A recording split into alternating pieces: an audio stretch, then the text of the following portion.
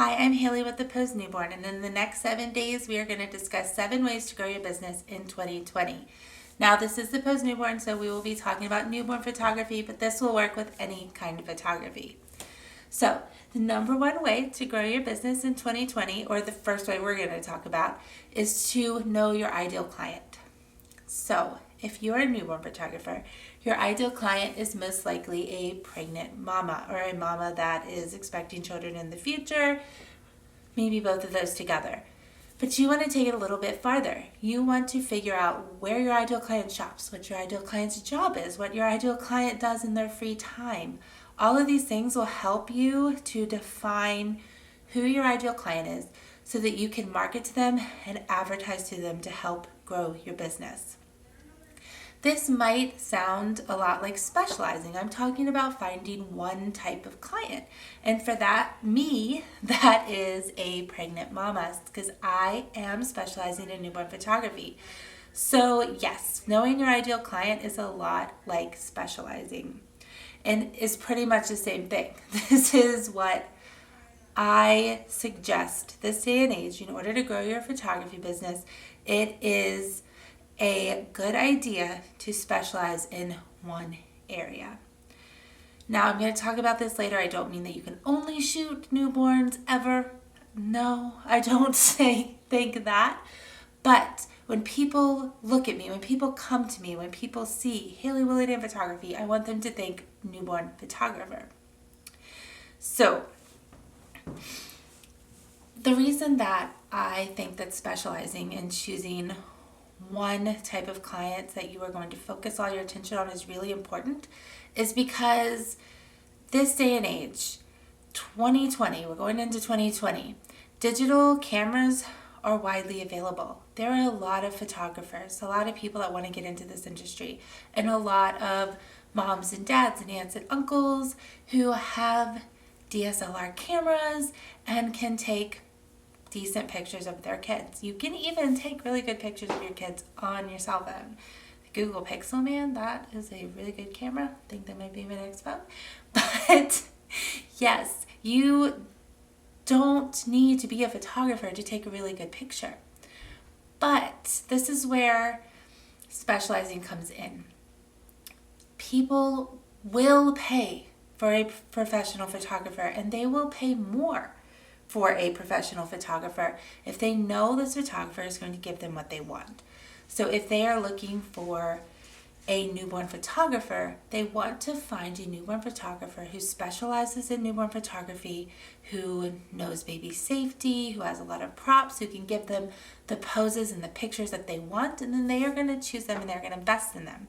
I have a lot of photographers book sessions with me. I have one coming in a few days.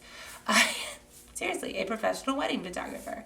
I have moms and dads with cameras. I just had a dad in who has a studio in his basement, but he still came in to me for a newborn session because I have perfected my craft of newborn photography, and I can provide something that he cannot. I can provide the images that they cannot provide.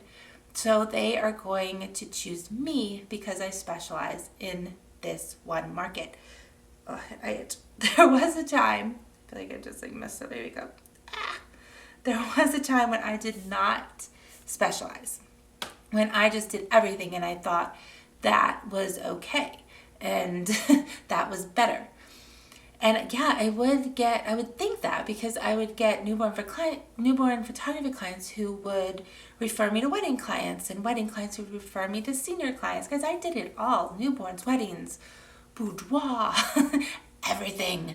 And I would book clients, but I would never book steady amount of clients. I would never book a steady amount of senior clients or steady amount of weddings or steady amount of newborns. I would just be booking the bare minimum. And I liked doing it, and I was pretty good at it, but I wasn't an expert. I was not an expert in one thing. I couldn't define myself. I couldn't define my style because I kept going back between all of these different subjects. And my website looked like a circus. I had wedding pictures and senior pictures and newborn pictures, and someone coming to my page looking for a newborn photographer, I don't think they would stay there that long. I really don't, because it doesn't show that I specialize in it, that I know it. People are coming to you because they have a specific need. They need newborn pictures, they need wedding pictures. And if you go to a site where you're looking for a newborn photographer and all they have are gorgeous pictures of newborn babies. They can have some other stuff too, like relates to it, like maternity. We'll talk more about this, but maternity, baby's first year. But mostly it's just newborns. And they're like, I'm a newborn photographer. And you're like, that's what I need. I would pick that person over someone who has everything and is just good at everything, but not great at one thing. And I know that this will sound funny, but it's very true. Or not funny, but hard to believe, but believe it because it's true. When I stopped doing everything and just started focusing on newborns and growing my newborn business, I became so much better at newborn photography. I grew exponentially. And I also made more money and booked more clients than I had doing everything. Because people were coming to me because I specialized in newborn photography. They were looking for a newborn photographer. And when they came to my website, they said, she's a newborn photographer. We're going to pay extra money because she knows what she's doing. She has so many props. She has all these gorgeous photos. She knows how to safely handle our baby. She's our girl. So that specializing, knowing my clients, specializing in newborn photography grew my business so much. And I know that it is scary, but it is just going to skyrocket your business, trust me. Now, with that said, I also shoot other things. And I don't shoot weddings anymore very much. Sometimes I do, but I will not advertise for it. I will not post it or do anything like that. But I do try to upsell my newborn clients. So while newborn photography is what I'm pushing and what I'm advertising, I will still shoot, and I do still shoot maternity, baby's first year, and families, mini sessions in my studio. I do that too. So you don't have to just do one thing, but be a master at one thing and advertise yourself as a master at one thing. Because when people come to you for newborn photos, they're going to book you for other things too, cake smashes, family sessions, because they get to know you and who you are. But I get my clients through the door through my newborn work. So, okay, lost my train of thought. But going deeper into the specialization. Some photographers do go deeper, and I am just starting to do this with my business. I'm just starting to once I started specializing, I started to come up with my style, my thing that defines me. And some photographers who do this very well, Carolee Case, when you think of her, you think of bright, vibrant newborn photos, right? So if I wanted bright, vibrant newborn photos, I would go to her.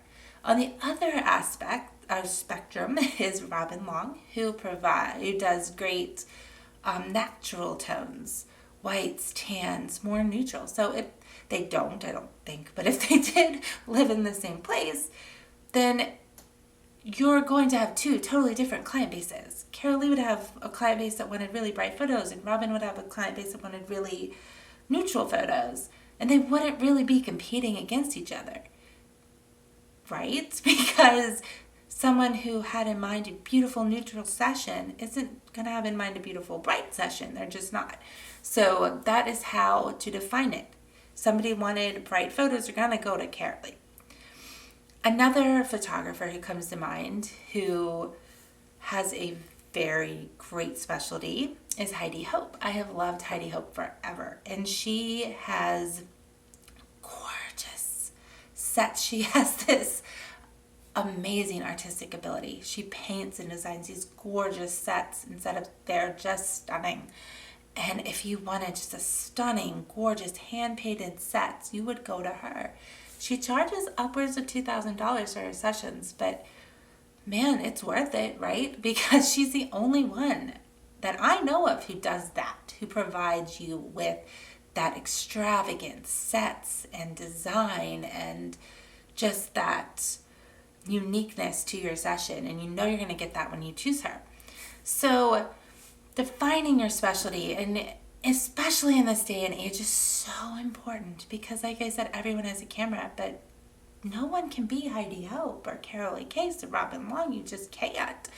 So you're going to come to those people when you want that type of photography. You're going to come to that photographer knowing that she will give it to you, she or he, but in this case, they've all been she's. So defining your specialty and knowing your ideal client is really going to help you, and I really encourage you to lean more towards this in 2020. Okay, guys, this has been day 1 of our 7 ways to grow your business in 7 days, or 7 days of 7 ways, something like that. Yeah, I don't know, but I will see you guys back here tomorrow to talk about way number 2 to grow your business in 2020. Bye.